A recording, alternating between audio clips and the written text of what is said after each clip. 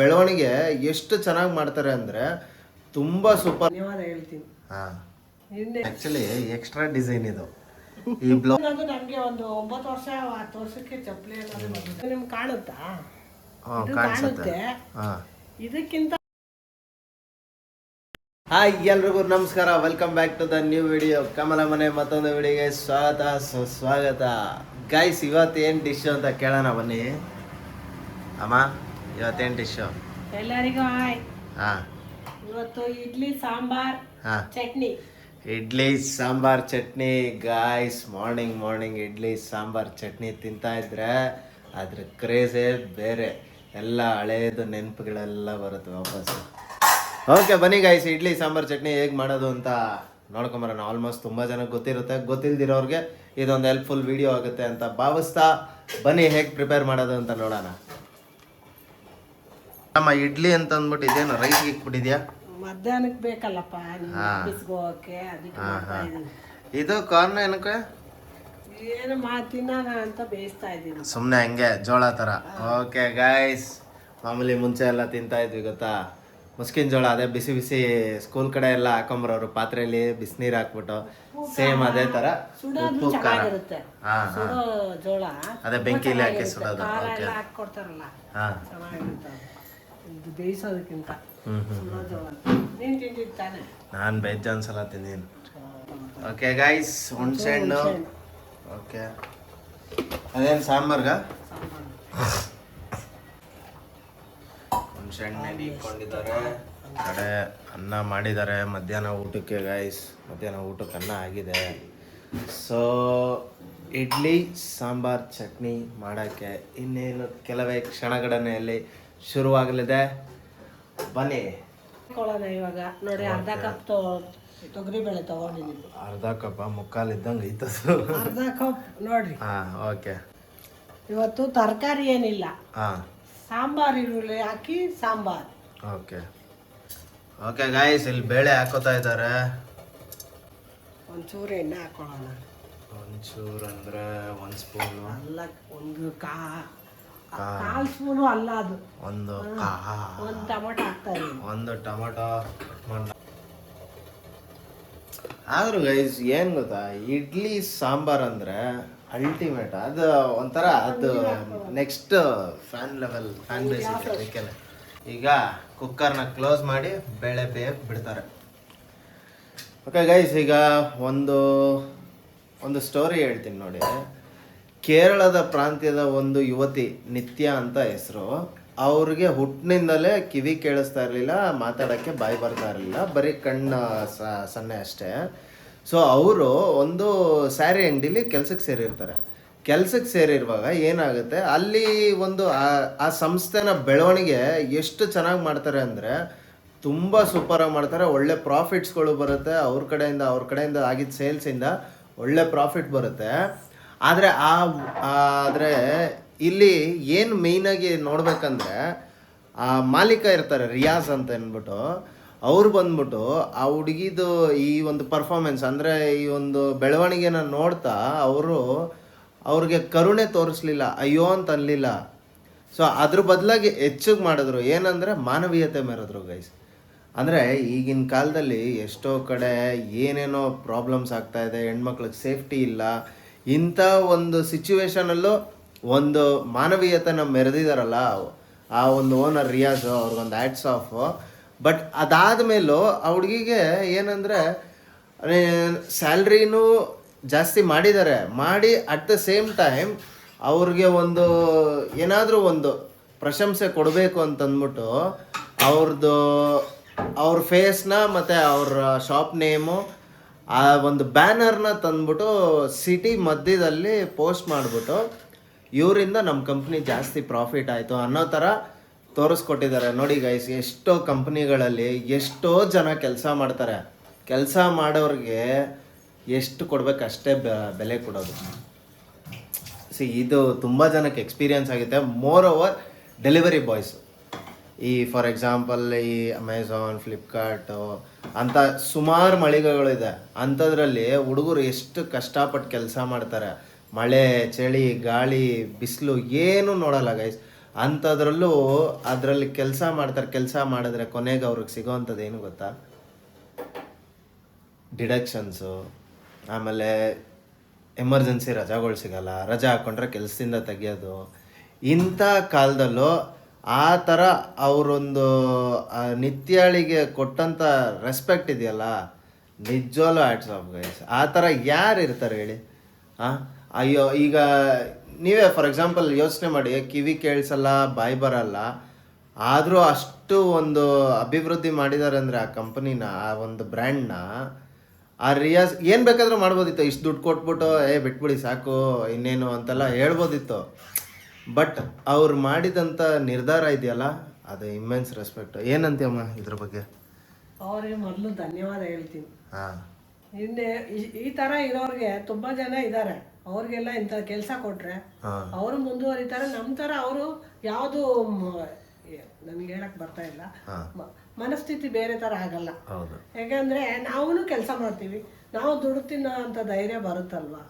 ಅವ್ರಿಗೊಂದು ಧನ್ಯವಾದ ಅಷ್ಟೇ. ಅವರ ಅಂದರೆ ನಿತ್ಯನ ಯಾವ ಥರ ನೋಡಿದ್ದಾರೆ ಅಂದರೆ ಸಾಮಾನ್ಯ ಜನರ ಥರ ನೋಡಿದ್ದಾರೆ. ಈಗ ಸಾಮಾನ್ಯ ಜನರು ನಾವೆಲ್ಲ ಹೆಂಗೆ, ಕೈ ಕಾಲಿದೆ, ಕಿವಿ ಕೇಳಿಸುತ್ತೆ, ಬಾಯಿ ಬರುತ್ತೆ, ಮಾತಾಡ್ತೀವಿ, ಆಮೇಲೆ ಎಕ್ಸ್ಪ್ರೆಸ್ ಮಾಡ್ತೀವಿ, ಎಲ್ಲ ಮಾಡ್ತೀವಿ. ಬಟ್ ಅವರು ಆ ಹುಡುಗಿನೂ ಕೂಡ ಅದೇ ಥರ ನೋಡಿದ್ದಾರೆ.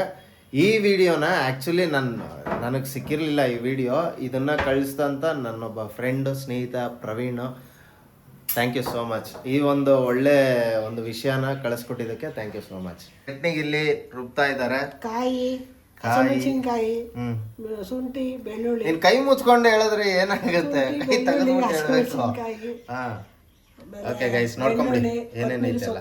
ಓಕೆ, ಈಗ ಉರ್ಗಡ್ಲೆ, ಓಕೆ, ಉಪ್ಪು ರುಬ್ಕೊಳ್ಳೋಕ್ಕೆ, ರುಚಿಗೆ ತಕ್ಕಷ್ಟು ಉಪ್ಪು ಇವಿಟ್ಟು ನಿಮ್ಮ ಕೆಲಸಗಾರನ ರೆಸ್ಪೆಕ್ಟ್ ಕೊಡಿ. ಅವ್ರಿಗೆ ರೆಸ್ಪೆಕ್ಟ್ ಕೊಟ್ಟು ಅವ್ರಿಗೆ ಒಂದು ಪ್ರಮೋಷನ್ಸ್ ಆಗಿರ್ಬೋದು, ಇಲ್ಲ ಸ್ಯಾಲ್ರಿ ಇನ್ಕ್ರಿಮೆಂಟ್ ಆಗಿರ್ಬೋದು, ಇದನ್ನು ನೋಡಿ ಹೊರತು ಅವ್ರನ್ನ ಯಾವಾಗ ರಿಮೂವ್ ಮಾಡಬೇಕು, ನಿಮಗೆ ಕೆಲಸ ಆಗುವಾಗ ಕೆಲಸ ಮಾಡಿಸ್ಕೊಳ್ಳೋದು, ಅಥವಾ ಕೆಲಸ ಆದಮೇಲೆ ಅವ್ರನ್ನ ರಿಮೂವ್ ಮಾಡ್ಬಿಡೋದು, ಇದು ಯಾವತ್ತೂ ಮಾಡೋಕ್ಕೆ ಹೋಗ್ಬೇಡಿ ಗೈಸ್. ನನಗೆ ಇಡ್ಲಿ ಫೇವ್ರೇಟ್ ಅಂದರೆ ಅಮ್ಮ ಮಾಡೋದೊಂದು. ಆಮೇಲೆ ಅಲ್ಲಿ ನಾವು ಹಳೆ ಮನೆ ಹತ್ರ ಇದ್ವಿ, ಅಲ್ಲಿ ಆಂಟಿ ಸಕ್ಕತ್ತಾಗಿ ಮಾಡ್ತಾರೆ ಗೈಸ್ ಇಡ್ಲಿ ಸಾಂಬಾರು ಮಾತ್ರ ನೆಕ್ಸ್ಟ್ ಲೆವೆಲ್ ಇರುತ್ತೆ. ಸೊ ಇದು ನನ್ನ ಫೇವ್ರೆಟ್ 2 ಸ್ಪಾಟು. ಅದಾದಮೇಲೆ ನಾನು ಚಿಕ್ಕ ವಯಸ್ಸಲ್ಲಿ ತಿಂದಿದ್ದು ಭೈರವೇಶ್ವರ ನಗರದಲ್ಲಿ ಇಡ್ಲಿ ಆಂಟಿ ಅಂತ ಇದ್ದಾರೆ, ಇಡ್ಲಿ ಅಮ್ಮ ಆಂಟಿ ಅಂತ ಇದ್ದಾರೆ, ಅವ್ರ ಮನೇಲಿ ಮಾಡ್ತಾರೆ. ಅದಂತೂ ಸಕ್ಕತ್ ಗೈಸ್. 30-40 ಇಡ್ಲಿ ತೊಗೊಂಡು ಹೋಗ್ತಾ ಇದ್ದೆ ಒಂದ್ಸತಿ ಹೋದರೆ, ಸರ್ರೇಗೆ ಇಳಿಸ್ತಾ ಇದ್ದೆ ಮಾತ್ರ. ಕೂತ್ರೆ ಗೈಸ್ 7-8-9 ಇಡ್ಲಿ ಆದರೂ ತಿಂತಾಯಿದ್ದೆ, ಆರಾಮಾಗಿ ತಿಂತಾಯಿದ್ದೆ. ತಿಂದು ಪೂರಿ ಉದ್ದಂಗೆ ಊದ್ಬಿಟ್ಟಿದ್ದೆ, ಸಿಕ್ಕಾಬಿಟ್ಟಿದ್ದಪ್ಪ. ಇಡ್ಲಿ ದೋಸೆ ಅಂದರೆ ಅವಾಗೆಲ್ಲ ಪ್ರಾಣ, ಮಸ್ತಾಗಿ ತಿಂತಾಯಿದ್ದೆ ಬಿಡ್ರಿ. ಒಂದು ಕಡೆ ಚಟ್ನಿ ರುಬ್ಬಿದ್ದಾರೆ, ರುಬ್ಕೊಂಡು ಮುಗಿದಿದ್ದಾರೆ ಗೈಸ್. ಇಡ್ಲಿಗೆ ಒಯ್ತಾ ಇದ್ದಾರೆ ಚೆನ್ನಾಗಿ. ಕಮಲ ಮನೆಯ ಇಡ್ಲಿ. ಇದ್ಯಾಕಮ್ಮ ಬಟ್ಟೆ ಮೇಲೆ ಹಾಕ್ತೀಯಾ? ಹೋಟ್ಲುಗಳಲ್ಲಿ ಬಟ್ಟೆ ಮೇಲೆ ಹಾಕೋದೇ ಇಲ್ಲ. ನಾನ್ ಸ್ಟಿಕ್ಕಲ್ಲಿ ಮಾಡ್ತಾರೆ. ಓಕೆ, ಇದರಲ್ಲಿ ನಾವು ಸ್ಟಿಕ್ಕಲ್ಲಿ ಮಾಡ್ತೀವಿ. ಸ್ಟಿಕ್ಕಲ್ಲ, ಸ್ಟಿಕ್ಕು. ಇದು ಯಾವ ಪಾತ್ರೆ? ಅಲ್ಯೂಮಿನಿಯಂ ಪಾತ್ರೆ ಮಾಡ್ತಾ ಇದ್ದೀನಿ. ಓಕೆ ಗಾಯ್ಸ್, ಇಡ್ಲಿ ಒಂದೇನಾ? ಒಂದೇ, ನಿನ್ನ ಮಾತ್ರ ಬಿಸಿ ಬಿಸಿಗೆ. ನೋಡಿ ಬಿಸಿ ಬಿಸಿ ಬೇಳೆ, ಟೊಮೊಟೊ ಎಲ್ಲ ಆಗಿದೆ. ಇದನ್ನು ಮಸ್ಕೋಬೇಕಾ? ನೋಡಿ ಗೈಸ್, ಇದು ಬೇಳೆ ಹಾಕಿದ್ರೆ ಇದೆ ಗ್ಯಾಸ್ ಎಲ್ಲ ಎಷ್ಟು ಕ್ಲೀನ್ ಮಾಡಿಕೊಂಡು ನಾನು ವಿಡಿಯೋ ಅಂತಲ್ಲ, ನಾನು ಡೈಲಿ ಎದ್ದಿದ ತಕ್ಷಣ ಕ್ಲೀನ್ ಮಾಡಿಬಿಟ್ಟೆ ಅಡುಗೆ ಮಾಡೋದು. ಮಾಡಿದ್ರು ಬೇಳೆ ಉಗ್ಗಿ ಎಲ್ಲ ತಿರ್ಗಾ ಕ್ಲೀನ್ ಮಾಡು, 2 ಸಾರಿ ಮಾಡಬೇಕು. ನನಗೆ ಬೆಳಗ್ಗೆ ಎದ್ದಿದ ತಕ್ಷಣ ಕ್ಲೀನ್ ಮಾಡಿಕೊಂಡ್ರೆ ಏನು ಕೆಲಸ ಮಾಡಬೇಕು, ಅಂದರೆ ಅಡುಗೆ ಮಾಡೋಕ್ಕೆ ಗೈಸ್. ಈ ಡಿಸೈನ್ ಆ್ಯಕ್ಚುಲಿ ಎಕ್ಸ್ಟ್ರಾ ಡಿಸೈನ್ ಇದು. ಈ ಬ್ಲೌಸಿಗೆ ಬರೋದೇ ಇಲ್ಲ ಈ ಡಿಸೈನ್. ಇದು ಮತ್ತು ಈ ಡಿಸೈನು ಯಾರ ಹತ್ರ ಹಾಕಿಸ್ದೆ? ನನ್ನ ಮಗಳ ಹತ್ರ. ಆಹಾ, ನೋಡಿ ಗೈಸ್. ಓಕೆ, ಇದನ್ನು ಚೆನ್ನಾಗಿ ಮಸ್ಕೋಬೇಕು. ಮಸ್ಕೊಂಡು ಈಗ ಒಗ್ಗರಣೆ ಹಾಕೊಳ್ಳೋದಾ? ಒಗ್ಗರಣೆ ಹಾಕ್ಕೊಂಡ್ರೆ ಸಾಂಬಾರು ರೆಡಿ. ಚಟ್ನಿಗೆ ಒಂದು ಒಗ್ಗರಣೆ ಹಾಕಿದ್ರೆ chutney ready, idli ready, finish. ಒಂದೆರಡು ಸ್ಪೂನ್ ಎಣ್ಣೆ ಹಾಕೊಳ್ಳೋಣ. ಎರಡು ನೀನು ಯಾವಾಗಲೂ ಹೇಳ್ತಾ ಇರ್ತೀಯಲ್ಲ, ಹ್ಮ್ ನೀನು 4 ಸ್ಪೂನ್ ಹಾಕ್ಬಿಟ್ಟು 2 ಸ್ಪೂನ್ ಅಂತೀಯ ಅಂತ. ಹ್ಮ್ ಅದಕ್ಕೆ ಇವಾಗ ಇನ್ಮೇಲೆ ಬುದ್ಧಿವಂತರಾಗ್ಬಿಟ್ಟಿದ್ದಾರೆ, ಬುದ್ಧಿವಂತರು. ಅಳತೆ ಮಾಡೇ ಹಾಕ್ತೀನಿ. ಸಾಸಿವೆ, ಒಂಚೂರು ಉದ್ದಿನಬೇಳೆ. ಉದ್ದಿನಬೇಳೆ. ಮಗಳೇ, ಕ್ಯೂಟಿ ಮಗಳೇ, ತೊತ್ತಿ ಇಲ್ಲ ನೋಡಿ ಗೈಸ್, ನಾಲ್ಗೆ ಬಿಟ್ಕೊಂಡು ಹೆಂಗೆ ಕೂತವಳೆ. ಮೂಗಲೆಲ್ಲ ಫುಲ್ಲು ಸೋರ್ತಾಯ್ತು ಇವತ್ತು, ನಿದ್ದೆನೇ ಮಾಡಿಲ್ಲ ಅಂತೆ ರಾತ್ರಿ ಎಲ್ಲ. ಇಲ್ಲ ನೋಡ್ರಿ, ಅದೇನೋ ನಾಲ್ಗೆ ಉದ್ದಾಗಿದ್ದ ಆಯ್ತೈತಾ ಕ್ಯೂಟಿ ಅಂತ. ಹಾಂ, ಕಣ್ಣು ನೋಡ್ರಿ ಎಷ್ಟು ಕೆಂಪಗಾಗೈತೆ, ನಿದ್ದೆನೇ ಮಾಡಿಲ್ಲ ರಾತ್ರಿ ಎಲ್ಲ. ಪಚ್ಚ ಮಲ್ಕೋ. ಸಾಂಬಾರು ಬಿಡಿಸ್ಕೊಂಡಿದ್ದೀನಿ. ಸಾಂಬಾರು ಈರುಳ್ಳಿ ಬಿಡಿಸ್ಕೊಂಡವ್ರೆ. ಸಾರಿಗೆ ಹಾಕ್ತಾ ಇದ್ದೀನಿ.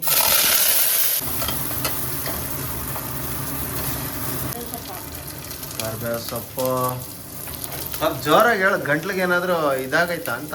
ಕರಿಬೇವು. ಹಾಂ, ಒಣ ಮೆಣಸಿನ್ಕಾಯಿ 1-3 ಹಾಕ್ತಾ ಇದ್ದೀನಿ. ಮುರಿದು ಹಾಕ್ಕೊಳ್ಳಿ, ಹಂಗೆ ಹಾಕ್ಬೇಡಿ. ಸ್ವಲ್ಪ ಬಾಡಿಸ್ಕೊಂಡು ಆಮೇಲೆ ಬೇಳೆ ತೊಗೊಂಡು ಹುಯ್ಯೋದು.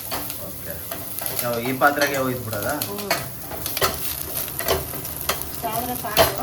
ಓಕೆ, ಇವಾಗ ಬೇಳೆ ಅದರಲ್ಲೇ ಕರ್ಬೇವಲ್ಲ, ಅದರಲ್ಲೇ ಬಿಟ್ಬಿಟ್ಟಿದೆ ಸೌಟಲ್ಲೇ. ಇವಾಗ ಕಲಸಿದ್ರೆ ಬೀಳುತ್ತೆ.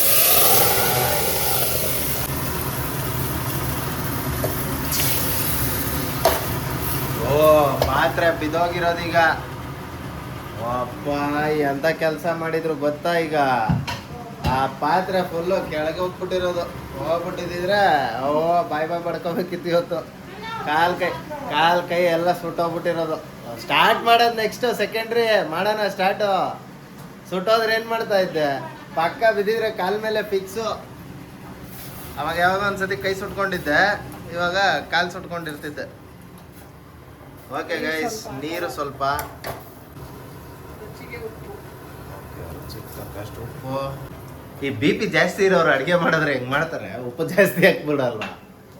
ಹಾಂ, ಈಗ ಫಾರ್ ಎಕ್ಸಾಂಪಲ್ ನಾನು ಹೇಳೋದು, ಈಗ BP ಇರುತ್ತೆ ಆಯ್ತಾ? BP ಇದ್ದಾಗ ಏನಂದ್ರೆ ಉಪ್ಪು ಜಾಸ್ತಿ ಬೇಕು ಅನ್ಸುತ್ತಾ?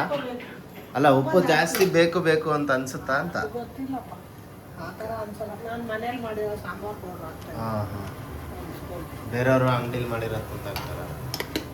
ಯಾರು ಹೆಂಗ್ ಮಾಡ್ತಾರೆ ನಮ್ಗೇನಪ್ಪ ಗೊತ್ತು. ಓಕೆ ಗಾಯ್ಸ್, ಸಾಂಬಾರ್ ಪುಡಿ ಹಾಕಿದ್ದಾರೆ, ಹಿಂಗು ಸ್ವಲ್ಪ. ಹಿಂಗು ಒಂಚೂರು. ಓಕೆ ಗಾಯ್ಸ್, ಮಿಕ್ಸ್ ಮಾಡ್ಕೋಬೇಕು ಒಂಚೂರು. ಇವಾಗ ಹುಣಸೆ ಹಣ್ಣು ನೀರು ಹಾಕೊಳ್ಳೋಣ. ಅವಾಗಲೇ ನೆನೆ ಹಾಕಿದ್ನಲ್ಲ, ಅದನ್ನ ಇವಾಗ ಹುಯ್ಕೊಳ್ಳೋಣ. ಅರ್ಥ ಆಗಿದೆ. ಇದಕ್ಕೆ ಒಂಚೂರು ಚುಟಿಗೆ ಅಷ್ಟು ಬೆಲ್ಲ ಹಾಕ್ಬಿಟ್ರೆ ಉಡುಪಿ ಸಾಂಬಾರು ಫಿಕ್ಸ್. ಉಡುಪಿ ಹೋಟ್ಲು ಸಾಂಬಾರು ಅಲ್ವಾ? ಇಲ್ಲ ಅದೇ ಬೇರೆ ಥರ, ಇದೇ ಬೇರೆ ಥರ. ಬಟ್ ಇದಕ್ಕೂ ಒಂಚೂರು ಬೆಲ್ಲ ಹಾಕ್ಬಿಟ್ರೆ ಅದೇ ಥರ. ಬೇಡ ಬೆಲ್ಲ ಹಾಕಿದ್ರೆ ನೋ ಸ್ವೀಟ್, ನೋ ಸ್ವೀಟ್. ಸೊಪ್ಪ.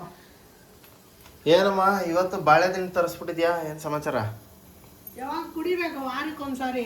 ವಾರಕ್ಕೊಂದ್ಸತಿ ಕುಡಿದ್ರೆ ಯಾವ್ದಕ್ಕೆ ಒಳ್ಳೇದಿದ್ದು? ಕಿಡ್ನಿಗ? Kidney stone. ಹಾಂ, ನೋಡಿ ಗೈಸ್, ಚೆಕ್ ಮಾಡೋದು ಹಿಂಗೆ. ಇದು ವಾರಕ್ಕೊಂದ್ಸತಿ ಕುಡಿದ್ರೆ ಕಿಡ್ನಿಗೆ ಒಳ್ಳೇದಾ? ಹೇಳಿದ ತಕ್ಷಣ ಬಂದರು ಕುಯ್ಯೋಕ್ಕೆ. ಇಲ್ಲಾಂದ್ರೆ ಕುಯ್ತಾ ಇರಲಿಲ್ಲ, ಇಲ್ಲಾಂದ್ರೆ ಮಾಡ್ತಾ ಇರಲಿಲ್ಲ. ಮಾಡ್ತೀಯಾ, ಬಟ್ ಸ್ವಲ್ಪ ಲೇಟ್ ಆಗಿರೋದಲ್ಲ. ಕೆಲಸ ಇಲ್ಲ, ಕೆಲಸ ಇದ್ರೆ ಆ ಕೆಲಸ ನೋಡಿ ಗೈಸ್, ಏನು ಸಖತ್. ನಾವೆಲ್ಲ ಚಿಕ್ಕವರಾಗಿದ್ದಾಗ ಹಾಂ, ಇದನ್ನ ಇಲ್ಲಿ ತೂತ್ ಮಾಡೋದು. ಆಮೇಲೆ ಇಷ್ಟ ಏನು ಮಾಡೋದು ಇದನ್ನ? ಇಲ್ಲಿ ತೂತ್ ಮಾಡ್ಕೊಳ್ಳೋದು. ಹಾಂ, ದಾರ ಕಟ್ಬಿಟ್ಟು ಏನ್ ಮಾಡೋದು, ಚಪ್ಪಲಿ ತರ ಹಾಕೊಂಡು ನಡೀತಾ ಇದ್ವಿ. ಇದನ್ನ ತೂತ್ ಮಾಡ್ಬಿಟ್ಟು ಕಾಲ ಕಟ್ಕೋತಾ ಇದ್ರಾ? ಇದ್ರಲ್ಲಿ ತೂತ್ ಮಾಡ್ಬಿಟ್ಟು ಹಿಂಗೆ ಕಡ್ಡಿ ತರ ಸಿಗಿಸೋದು. ಸಿಗಿಸ್ಬಿಟ್ಟು ಆಮೇಲೆ ದಾರ ಕಟ್ಟೋದು. ದಾರ ಕಟ್ಬಿಟ್ಟು ಚಪ್ಪಲಿ ತರ. ಅವಾಗೆಲ್ಲ ನಮ್ ಚಪ್ಪಲಿನೇ ಇಲ್ಲ ನಡೆಯಕ್ಕೆ, ಇಂಥವು ಹಾಕೊಂಡು ನಡೀತಾ ಇದ್ವಿ. ವಾ, ನಿಜ ನೋಡ್ರಪ್ಪ. ನಮ್ಮ ಚಪ್ಪಲಿ ಅನ್ನೋದು ನಮ್ಗೆ ಒಂದು 9 ವರ್ಷ 10 ವರ್ಷಕ್ಕೆ ಚಪ್ಪಲಿ ಅನ್ನೋದು ಬಂದಿದೆ. ಅಲ್ಲಿವರೆಗೂ ಕಾಡು ಮನ್ಸರು. ನೋಡಿ ಗೈಸ್, ಹಿಂಗೆ ಇವ್ರ ಕಾಲದಲ್ಲೆಲ್ಲ ಕಾಲ ಇಲ್ಲ, ನಮ್ಮ ಕಾಲದಲ್ಲಿ ಎಲ್ಲ ಇತ್ತು, ನಮಗೆ ಅನುಕೂಲ ಇಲ್ಲ ಅಷ್ಟೇ. ಓಕೆ, ಅಂದರೆ ಇವ್ರಿಗೆ ಅನುಕೂಲ ಇರಲಿಲ್ಲ. ಬಟ್ ಈಗ ಅನುಕೂಲ ಇಲ್ಲ ಅಂತ ಮಾಡಿದ್ರು, ಎಲ್ಲ ಮಾಡಿದ್ಮೇಲೆ ಮಾಡೋರು ಚೆನ್ನಾಗಿ ಅವ್ರಿಗೆ ಅಷ್ಟೇ. ಅದೇನು ಮಾಡೋಕ್ಕಾಗಲ್ಲ. ಎಲ್ಲ ಫ್ಯಾಮಿಲಿಲೂ ಇದ್ದಿದೆ ಗೈಸ್, ಎಲ್ಲ ಫ್ಯಾಮಿಲಿಲೂ ಇರೋದೇ ಅದು. ಇರೋವರೆಗೂ ಚೆನ್ನಾಗಿ ಮಾಡ್ತಾರೆ. ಅದಾದ್ಮೇಲೆ ಅವ್ರ ದಾರಿ ನೋಡ್ಕೊಂಡು ಹೋಗ್ತಾ ಇರ್ತಾರೆ ಅಲ್ವಮ್ಮ? ಒಂದು ಚಪ್ಪಲಿ ತಗೊಂಡ್ರೆ ಎಷ್ಟು ಖುಷಿ ಆಗೋದು ಅಂದ್ರೆ ಅಪ್ಪ, ಕೋಟಿ ರೂಪಾಯಿ ಸಿಕ್ತೋ ಏನೋ ಅನ್ನಿಸ್ಬೇಕು, ಆ ತರ ಖುಷಿ ಬಂದಿರೋ. ಆದ್ರೆ ಈಗ ಎಷ್ಟು ಅದು ಇದೆಲ್ಲ ಹವಾಯಿ ಚಪ್ಪಲಿ, ಚಿಕ್ಕವ್ರು ಎಷ್ಟು ಚಿಕ್ಕದಾಗಿರುತ್ತಲ್ಲ ಆ ಚಪ್ಪಲಿ, ವೈಟ್ ಅಂಡ್ ಬ್ಲೂ ಹವಾಯಿ ಚಪ್ಪಲಿ, ಅದಕ್ಕೆ ಅಷ್ಟೊಂದು ಇದು ನಿಜವಲ್ಲಪ್ಪ. ಹವಾಯಿ ಚಪ್ಪಲಿ ಯಾರು ಕಂಡಿಡಿದ್ರೋ ಗೊತ್ತಿಲ್ಲ. ಅದಂತೂ ಏನು ಬಾಳಿಕೆ ಬರೋದಂದ್ರೆ ಈಗಿನ ಟೈಮಲ್ಲಿ 3,000 ರೂಪಾಯಿ ಚಪ್ಪಲಿ ತಗೊಂಡ್ರು ಆ ಥರ ಒಂದು ಬಾಳಿಕೆ ಬರಲ್ಲ, ಖುಷಿ ಬರಲ್ಲ, ಬಾಳಿಕೆ ಬರಲ್ಲ. ಹೌದು, ಖುಷಿ ಆಗಿದ್ದು ಖುಷಿ. ನೀನು 10 ರೂಪಾಯಿ ಚಪ್ಪಲಿಗೆ ಇದ್ದಿದ್ದು ಖುಷಿ ಇವಾಗ 10,000 ಕೊಟ್ರು ಆ ಖುಷಿ ಬರಲ್ಲ. ಹೌದು. ಅವಾಗ ಟೆನ್ಷನ್ ಇರಲಿಲ್ಲ ಅಲ್ಲ ಅಷ್ಟೊಂದು, ಆರಾಮಾಗಿ ನಡೆಯೋದು ಜೀವನ, ಸೂಪರಾಗಿರೋದು. ಊಟಕ್ಕೆ ಕಷ್ಟ ಇರೋವಾಗ ಆ ಚಪ್ಪಲಿ ಎಲ್ಲ ದೊಡ್ಡ ವಿಷಯನೇ ಅಲ್ಲ ನಡೆಯೋದ್ರಲ್ಲೆಲ್ಲ. ಹೌದು, ಬರೀ ಕಾಲಲ್ಲಿ ಎಷ್ಟು ದೂರ ಆದ್ರೂ ನಡೀತಾ ಇದ್ವಿ.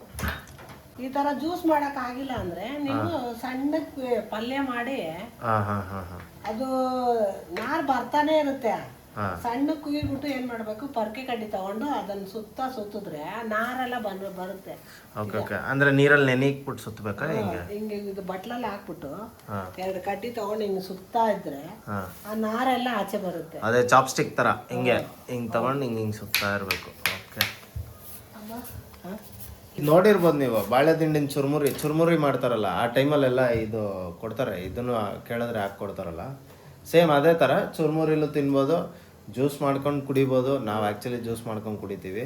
ಆಮೇಲೆ ಪಲ್ಯನೂ ಮಾಡ್ಕೋಬೋದು. ಪಲ್ಯ ಮಾಡಿದ್ರು ಸ್ವಲ್ಪ ನಾರು ಬರುತ್ತೆ, ಏನು ತೊಂದರೆ ಇಲ್ಲ. ನಮ್ಗೆ ಏನು ಇದಾಗಬೇಕು. ಕ್ಯಾಮ್ರಾ ನೋಡಿ, ಎಲ್ಲಿ ನೋಡ್ತಾ ಇದೆಯಾ? ಕ್ಯಾಮ್ರಾ ನೋಡ್ತಾ ಇಲ್ಲ. ಜ್ಯೂಸ್ ಮಾಡ್ಕೊಂಡು ಕುಡಿಲಿಲ್ಲ ಅಂದರೆ ಈ ಥರ ಮಾಡಿಕೊಂಡು, ನಾರು ತಾನೆ, ನಾರಿದ್ರೆ ನಮಗೆ ಕಲ್ಲು ಇರೋದಕ್ಕೆ ಕರಗೋದಕ್ಕೂ ಚಾನ್ಸ್ ಐತೆ. ಅದಕ್ಕೆ ಹಂಗೆ ಅಂತ ನಮ್ಮ ತಾಯಿ ಹೇಳೋರು, ಅದನ್ನು ನಾನು ನಿಮಗೆ ಹೇಳ್ತಾ ಇದ್ದೀನಿ. ನೋಡಿ ಕಲ್ತ್ಕೊಳ್ಳಿ. ಬಟ್ ಆದರೂ ಗ್ರೇಟ್ ನೀನು. ಎಷ್ಟು 52 ವರ್ಷ ಆದರೂ ಗೈಸ್ ಒಂದು ಸೋಡಾ ಬುಡ್ಡಿ ಬಂದಿಲ್ಲ ಆಯಿತಾ? ಎಷ್ಟೋ ಜನಕ್ಕೆ ಈಗಿನ ಕಾಲದ ಕಿಡ್ಸ್ಗೆ 3 ವರ್ಷ 4 ವರ್ಷ ಆಗಂಗಿಲ್ಲ, ಆಗಲೇ ಸೋಡಾ ಬುಡ್ಡಿ ಬಂದ್ಬಿಟ್ಟಿದೆ. ಅದಂತೂ ಮಗ್ಗ ಯಾರ್ಯಾರಿಗೆ ಮಗ್ಗದ ಬಗ್ಗೆ ಗೊತ್ತೋ ಇವರೇ ಹೇಳ್ತಾರೆ. ಇದು ಕಾಣುತ್ತಾ ನಿಮಗೆ? ಇದು ನಿಮ್ಗೆ ಕಾಣುತ್ತಾ? ಕಾಣುತ್ತೆ. ಇದಕ್ಕಿಂತ ನೈಸ್ ಇರುತ್ತೆ. ನಾವು ಕೆಲಸ ಮಾಡಿದ್ರೆ ರೇಷ್ಮೆ ಸೀರೆ ನೇಯೋದು ಅಷ್ಟು ಸಣ್ಣ ಇರುತ್ತೆ. ಆದ್ರೆ ಕೆಲಸ ಮಾಡಕ್ಕೆ ಒಂಥರ, ಇಲ್ಲಿಂದ ಬರೋ ಕೆಲ್ಸಕ್ಕೆ ತುಂಬಾ ಸಣ್ಣ ಆತರ. ನಿಮ್ಗೆ ಗೊತ್ತೋ ಗೊತ್ತಿಲ್ವೋ, ಅದೇ ಪವರ್ ಲೂಮ್ಸ್ ಅಲ್ಲಿ ಬರೋದು ಕ್ವಾಲಿಟಿ ಕಮ್ಮಿ. ಕೈ ಮಗದ್ದು ಈಗ ರೇಷ್ಮೆ ಆಗೋವಾಗ ಒಂದು ಕಲರ್ ಇರುತ್ತಲ್ಲ, ಅದು ಸ್ವಲ್ಪ ಮಂದ ಇರುತ್ತೆ. ರೇಷ್ಮೆ ಎಳೆಯಾಗಿ ಬರುತ್ತೆ ನೋಡಿ, ಉಳದಿಂದ ಸಣ್ಣ ಇರುತ್ತೆ. ಹೌದೌದು, ಅದನ್ನ ಮತ್ತೆ ಅವರು 2 ಅದೇ ಗಣಿಕೆ ಇದ್ ಮಾಡ್ತಾ ಇದ್ರಲ್ಲ ನೀವು. ಓಕೆ ಓಕೆ, ನಾನು ನೋಡಿದೀನಿ ಗೈಸ್, ಇವ್ರ ಮಗನೇ ನಾನು ನೋಡಿದೀನಿ. ಅದು 2 ಎಳೆ ಬರುತ್ತೆ. ಆ ಲೇಯರ್ ತೋರ್ಸದ್ನಲ್ಲ, ಅದು ನಾವು ಅಡ್ಡ ಹಾಕಕ್ಕೆ 2 ಎಳೆ ಬರುತ್ತೆ. ಇದು ಆಮೇಲೆ ನಾವು ನೆಯ್ಯಕ್ಕೆ ಅಂತ ಮಾಡ್ತೀವಲ್ಲ, ಅದು ಬಂದು 4-5 ಎಳೆ ಬರುತ್ತೆ. ಅವಾಗ ಅದು ದಪ್ಪ ಬರುತ್ತೆ, ಇದು ಸಣ್ಣ ಬರುತ್ತೆ. ಅದು ಇದು ಸಣ್ಣ ಬರೋದು ತುಂಬಾ ಕಷ್ಟ ಅದಕ್ಕಿಂತ. ಹೌದಾ? ಇವಾಗ ಅಡಿಗೆ ಗೈಸ್ ನೋಡೋಣ, 1-2 ಫೋಟೋ ಇರಬೇಕು ಮಗ್ಗ ನೇಯ್ದಿರೋದು. ಇತ್ತು ಅಂದ್ರೆ ಖಂಡಿತ ಈ ವಿಡಿಯೋಲಿ ಪೋಸ್ಟ್ ಮಾಡ್ತೀವಿ. ಅದು ಫೋಟೋ ಸೀರೆ ಇದೆ, ಸೀರೆ ಇದ್ರು ಆ ಸೀರೆನೂ ನೋಡೋಣ, ಕಾಲ ಕೂಡು ಬಂದಾಗ ತೋರಿಸ್ತೀವಿ.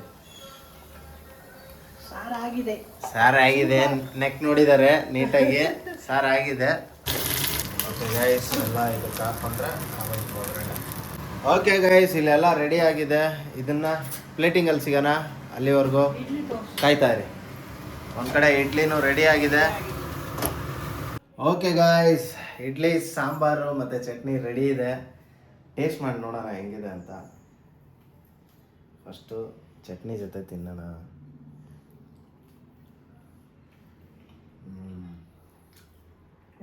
ಚಟ್ನಿ ಜೊತೆ ಸೂಪರ್ ಆಗೈತೆ ಸಾಂಬಾರಲ್ಲಿ. ಪಕ್ಕ ಇಡ್ಲಿ ಸಾಂಬಾರು ಚಟ್ನಿ ಗೈಸ್ ಇದು. ದಯವಿಟ್ಟು ಎಲ್ಲರೂ ಮನೇಲಿ ಟ್ರೈ ಮಾಡಿ, ಸೂಪರ್ ಆಗಿದೆ ಡಿಶ್ ಮಾತ್ರ. ಇನ್ನು ತಿನ್ಬೇಕು ಅನ್ನಿಸ್ತಾ ಇದೆ. ದಯವಿಟ್ಟು ನೀವೆಲ್ಲರೂ ಟ್ರೈ ಮಾಡಿ ಅಂತ ಹೇಳ್ತಾ ಇಲ್ಲಿಗೆ ಈ ವಿಡಿಯೋನ ಮುಗಿಸ್ತಾ ಇದ್ದೀವಿ. ಯಾರೆಲ್ಲ ಇನ್ನೂ ಸಬ್ಸ್ಕ್ರೈಬ್ ಆಗಿಲ್ಲ ದಯವಿಟ್ಟು ಸಬ್ಸ್ಕ್ರೈಬ್ ಮಾಡ್ಕೊಳ್ಳಿ. ಸಬ್ಸ್ಕ್ರೈಬ್ ಆಗಿರೋರು ನಿಮ್ಮ ಫ್ರೆಂಡ್ಸು ಫ್ಯಾಮಿಲಿಗೆ ಶೇರ್ ಮಾಡಿ ವಿಡಿಯೋನ. ಅವರು ಕೂಡ ವಿಡಿಯೋ ನೋಡ್ಬಿಟ್ಟು ಅಡುಗೆ ಮಾಡೋದನ್ನ ಟ್ರೈ ಮಾಡಲಿ ಅಂತ ಹೇಳ್ತಾ ಇಲ್ಲಿಗೆ ಈ ವಿಡಿಯೋನ ಮುಗಿಸ್ತಾ ಇದ್ದೀವಿ. Love you all. ನೀವು ನಮ್ಮನ್ನ ಮಿಸ್ ಮಾಡ್ಕೋತಾ ಇದ್ರಿ, ನಾವು ನಿಮ್ಮನ್ನ ಮಿಸ್ ಮಾಡ್ಕೋತಾ ಇರ್ತೀವಿ. Take care. ನೀವು ಈ ಅಡುಗೆನ ಮಾಡಿ ನೋಡಿ, ನನ್ನ ಕಮೆಂಟಲ್ಲಿ ಹೆಂಗಿದೆ ಅಂತ ತಿಳಿಸಿ. ಗೈಸ್. ಬಾಯ್.